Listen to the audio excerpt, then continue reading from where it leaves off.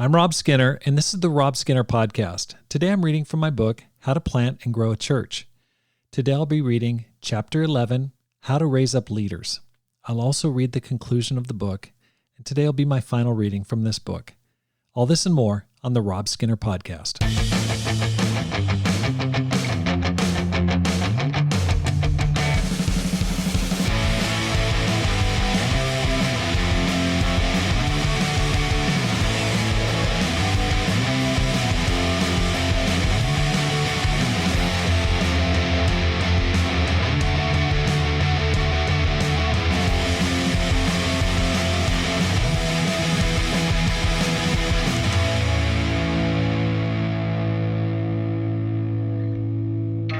Welcome back to the Rob Skinner Podcast. My goal is to inspire you to live a no-regrets life, make this life count, and multiply disciples, leaders, and churches. The Climb Conference is coming up November 30th through December 3rd in Dallas, Texas. I'd like to ask you to register today at robskinner.com if you haven't already. It's going to be an amazing, amazing conference that will inspire you, equip you, train you, and prepare you to do amazing things in 2024. It's going to be filled with people like yourselves, people who are eager to advance God's kingdom, to grow, to learn, to make friends, to develop partnerships with people from around the world. We've got amazing speakers who are going to absolutely thrill your soul. They're going to inspire you by what they have to share from the Word. Please, please, please sign up at robskinner.com if you haven't already, and I look forward to seeing you in Dallas. Chapter 11, Raising Up Leaders. New churches attract oddballs, misfits, and mighty future leaders. I don't understand why that is, but it seems there's a higher per person ratio of quote-unquote interesting people in small churches. One of the reasons church plantings attract future leaders is that it takes so much faith to be converted in or move into a new church. The singing is often shaky, the fellowship is small, the organization is often loose, the church is often a house or other structure that doesn't feel like church. All these negatives are barriers to the average person becoming a Christian. However, the one thing a church planting has in abundance is vision and enthusiasm. This faithful, hopeful, and future-oriented atmosphere draws dreamers to it. Only those with a deeper than average faith can see the potential in your church. That's why so many future leaders are often converted in or moved to church plantings. In Ashland, Oregon, the first woman converted on the campus at Southern Oregon University was Amy Campbell.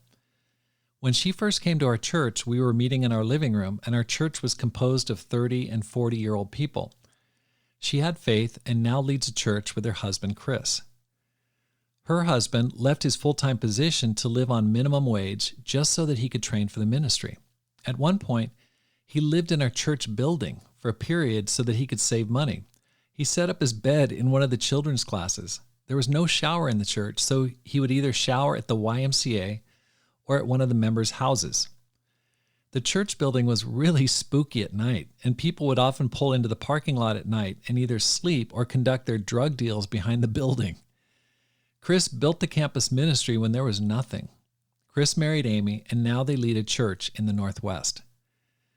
Nate Bigby offered to come down and help us reach out on campus early on. When Nate arrived, I asked him to hop on the back of my motorcycle, and we went to a hill overlooking the university. We prayed that God would build a thriving campus ministry at Southern Oregon University. Shortly after that prayer, he, along with another short-term missionary, met Amy Campbell on campus, and that started our campus ministry.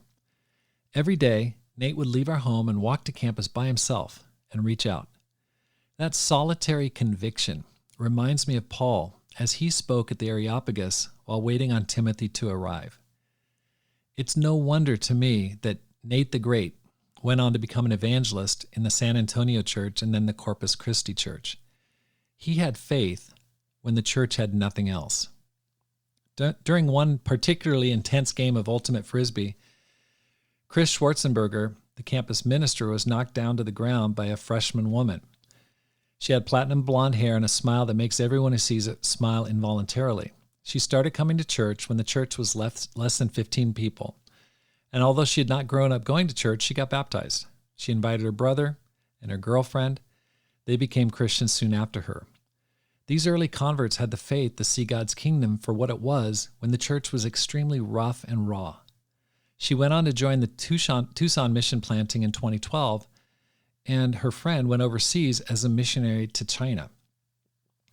She lived there for a number of years and got married to her husband, who was also converted in Ashland. As the church grew, college students started coming to church in increasing numbers. Like working in a gold mine, we hit a vein of Hawaiian students who all seemed to know each other. Through word of mouth, they came out in 3s and 4s. One of these was a man by the name of Brad Tomashiro, a wrestler on the college team. He had a deep love for God, and I can still remember him walking up to me in tears after a sermon. We baptized him, and he started reaching out to his girlfriend, Alicia Sakamoto. She was the president of the Hawaiian Students Club. She studied the Bible and became a Christian. By this time, we had so many islanders in our church that I called the leadership of the church in Hawaii and asked them to visit. I knew most of these students were going back to Hawaii after graduation, and I wanted to make sure there was a smooth transition. Brad and Alicia graduated, married, and now work in the full-time ministry in Hawaii. First in Honolulu, now they're on the Big Island. Brad helped his parents become Christians, and they support the church on the Big Island of Hawaii.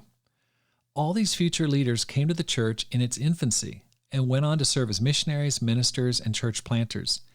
The adventure of planting a new church seems to attract the spiritually adventurous.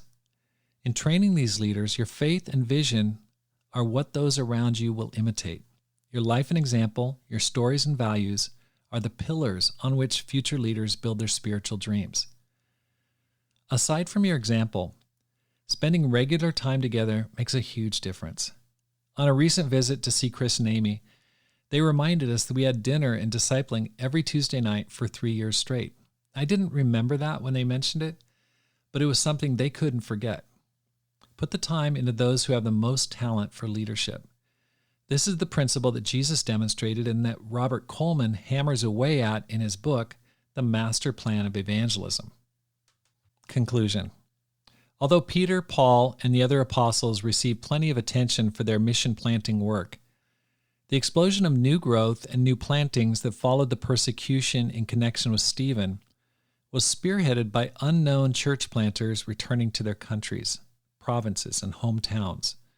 People of all nations had gathered in Jerusalem for that fateful Pentecost, and after becoming Christians and learning under the apostles, they returned to their hometowns. They had a burning passion to share the good news they'd received with their friends and families. You're part of that great tradition of missionaries and church planters when you're called by God to start a new church or ministry.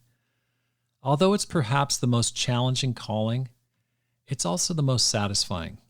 When I look back on the places and people God has called me to, I'm filled with deep satisfaction that my life has been lived well. He took my worthless life before Christ and redeemed it, enabling me to spend my life on a worthwhile mission. I hope you will pursue your dreams for God. I believe church planting and church planters are the hope of the future. I want to leave you with a quote that's inspired me when I faced tough decisions and challenges. It reminds me that my work is a calling from God, and that it has the potential to encourage others to do greater things for God. You have been assigned this mountain to show others it can be moved. Thank you very much. Thanks for listening. Here's how you can help support the program. First of all, hit the subscribe button and send a link to your friends. Let people know about it. Secondly, read and review one of my books, either How to Plant and Grow a Church or Courage, How to Make This Life Count. You can find them on Amazon.com. Because my goal is to inspire you to make this life count, live a no-regrets life, and multiply disciples, leaders, and churches. Have a great day, and make this life count.